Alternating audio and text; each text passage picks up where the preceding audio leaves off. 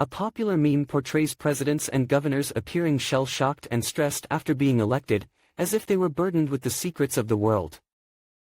Rumor has it that new officials are shown a 4-hour tape containing classified information. Working in a mundane bureaucratic role, I am far removed from such top-secret knowledge.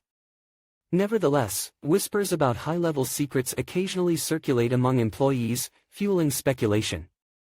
Despite my limited role, I am aware of the urban legends surrounding the 4-hour tape, and the profound impact it allegedly has on the minds of new government officials.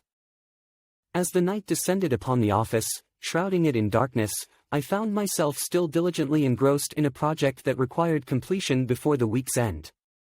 In my fatigued state, I inadvertently erred by sending a confidential document to print on a printer located on a different floor, unknowingly breaching company policy.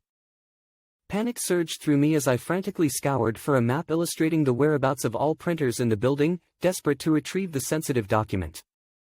Despite the heavy burden of exhaustion weighing down on me, I remained steadfast in my resolve to rectify my mistake before it could be unearthed by others. "Hey! Mr. Boskowitz, right? Jesus man, we were supposed to start 15 minutes ago. Get in here. I don't care why you're late, just get in here. Grab a plate of snacks and sit down, we're starting soon.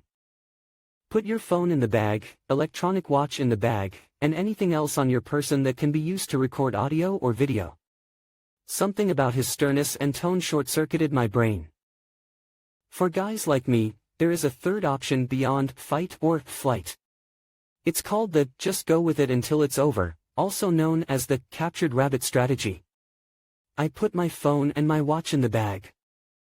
I meekly tried to butt in with another, "Sir, I'm not Mr. Boskowitz," but he had already pulled me into the room at this point. He closed the door and walked to the front by the TV. I thought about making a break for it, but I decided to just see it through at this point, hoping deep down that whatever was happening.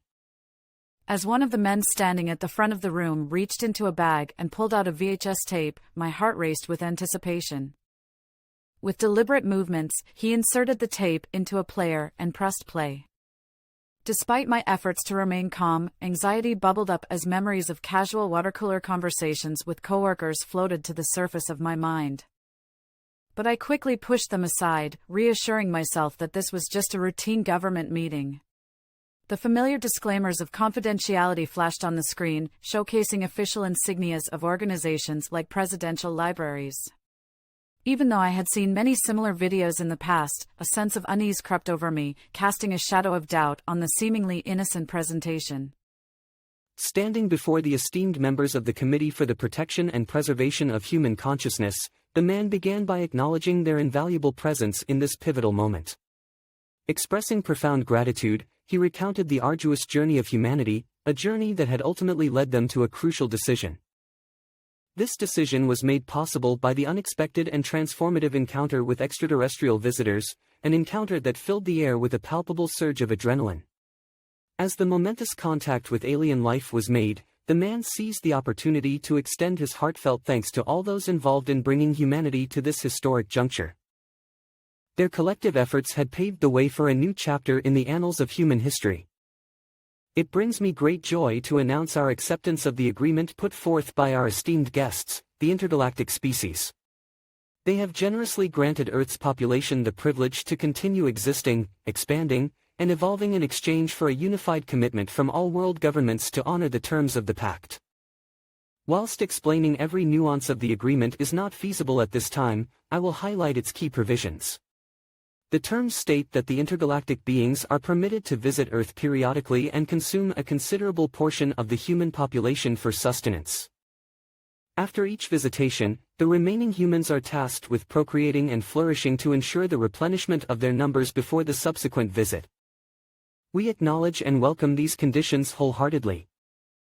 Jesus Christ. Our planet is a fucking farm. I wanted to look away, but I couldn't.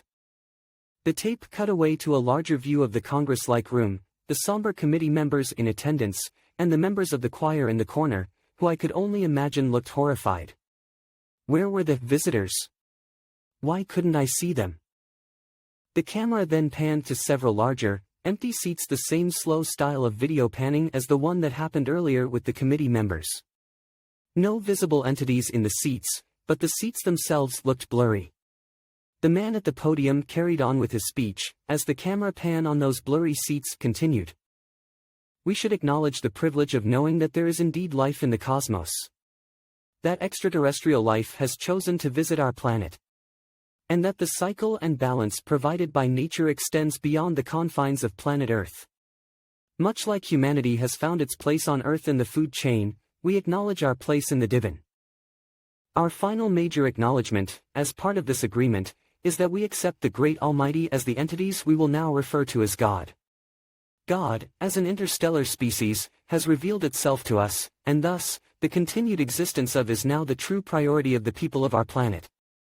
We are blessed to play a part in the continuation of God. In God we trust. Amen. The tape then cut to footage of the choir, as the speaker continued. We bless our visitors with this gift. A performance of the national anthems of all major nations of the world will now commence. Audio of a very loud backing track of the Star-Spangled Banner started playing from the video as my stomach sank. The tape showed footage of the choir singing on top of the track. Not sure if it was because they were scared for their lives, but I could really tell they were singing their hearts out. As they sang, the camera continued to pan over the blurry seats. They finished singing the anthem, and suddenly fast-forwarding. I noticed the others seated in the room were taking that advice. Most of them decided to look straight down. For some weird reason, I couldn't look away. The fast-forwarding progressed. On the tape, it was yet another choir group joining to perform an anthem. And then another.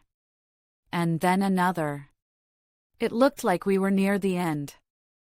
The fast-forwarding now showed a conversation between the man at the podium and another man who was whispering in his ear.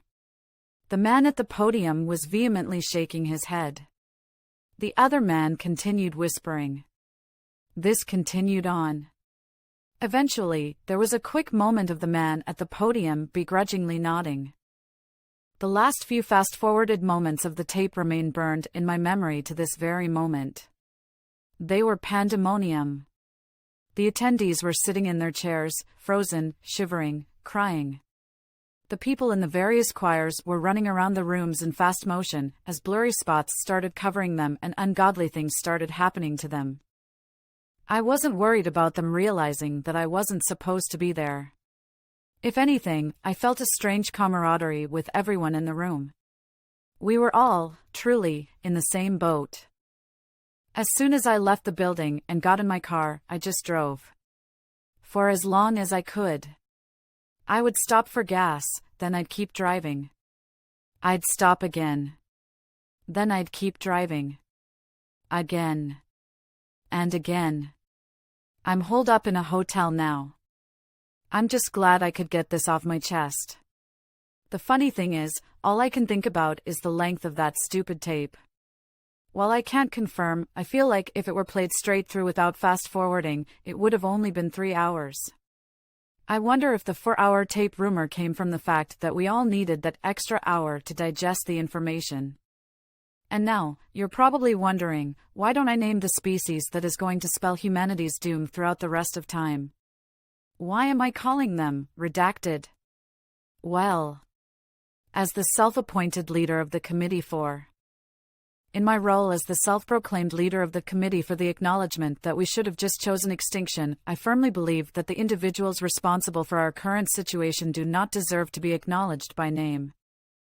Should our paths never cross again, I want to express my gratitude for the thought-provoking discussions we had by the water cooler.